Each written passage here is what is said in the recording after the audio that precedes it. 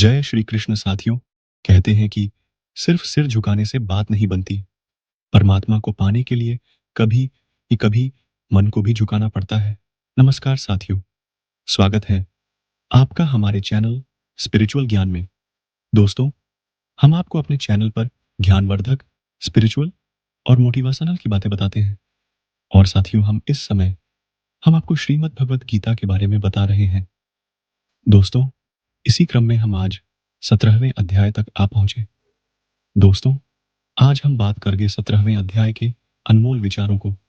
तो दोस्तों, हम उम्मीद करते हैं कि ये वीडियो आपको पसंद आएगा और आप इसे अपने दोस्तों के साथ जरूर शेयर करेंगे। दोस्तों, वीडियो को लाइक कर दे दोस्तों, और आप अपने विचारों को साझा जरूर करें।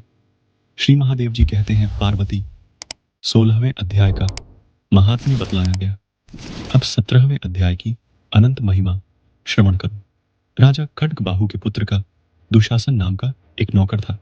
वह बहुत खोटी बुद्धि का मनुष्य था। एक बार वह मांडली के राजकुमारों के साथ बहुत धनबाजी लगाकर हाथी पर चढ़ा, और कुछ ही कदम आगे जाने पर, लोगों के मना करने पर भी, वह मूढ़ हाथी के प्रति जोर जोर से कठोर शब्द करने लगा। उसकी आवाज सुनकर हाथी क्रोध से अंधा हो गया और दुशासन का पैर फिसल जाने के कारण पृथ्वी पर गिर पड़ा।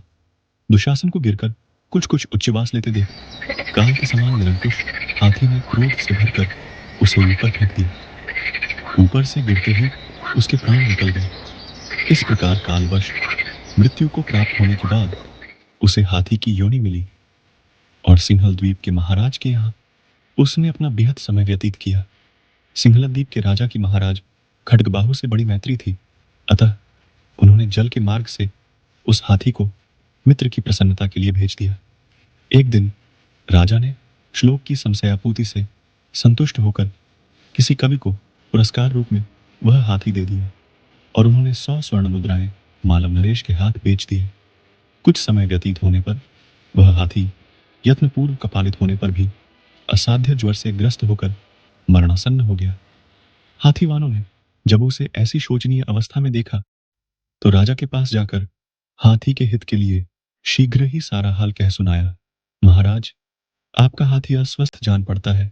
उसका खाना पीना और सोना सब छूट गया है। हमारी समझ में नहीं आता इसका क्या कारण है।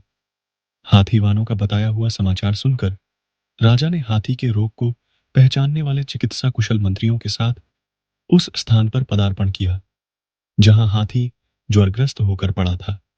राजा को देखते ही उसने ज्वर जनित वेदना को भूलकर संसार को आक्वर्य में डालने वाली वाणी में कहा, संपूर्ण शास्त्रों के ज्ञाता, राजनीति के समुद्र, शत्रु समुदाय को परास्त करने वाले तथा भगवान विष्णु के चरणों में अनुराग रखने वाले महाराज, इन औषधियों से क्या लेना है।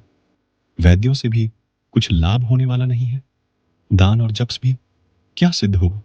आप कृपा करके गीता के 17वें अध्याय का पाठ करने वाले किसी ब्राह्मण को बुलवाइए। हाथी के कथनानुसार राजा ने सब कुछ वैसा ही किया। तदनंतर गीता पाठ करने वाले ब्राह्मण ने जब उत्तम जल को अभिमंत्रित करके उसके ऊपर डाला, तब दुशासन गजयोनि का परित्याग करके मुक्त हो गया। राजा ने दुशासन के कथनानुसार राजा ने सब कुछ वह किया। तदनंतर गीता पाठ करने व शासन की दिव्य विमान पर आरूढ़ तथा इंद्र के समान तेजस्वी देखकर पूछा, पूर्व जन्म में तुम्हारी क्या जाति थी, क्या स्वरूप था, कैसे आचरण थे, और किस कर्म से तुम यहाँ हाथी होकर आए थे। ये सारी बातें मुझे बताओ। राजा के इस प्रकार पूछने पर संकट से छूटे हुए दुशासन ने विमान पर बैठे ही बैठे स्थिरता के साथ अपना पूर्व जन्म का उपर्युक्त समाचार यथावत कह सुनाया।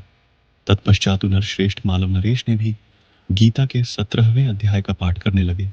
इससे थोड़े ही समय में उनकी मुक्ति होकर ही 14वें अध्याय में श्री कृष्ण ने प्राकृतिक शक्ति के 3 गुणों की व्याख्या की थी, और यह भी समझाया था कि किस प्रकार से ये मनुष्यों पर प्रभाव डालते हैं।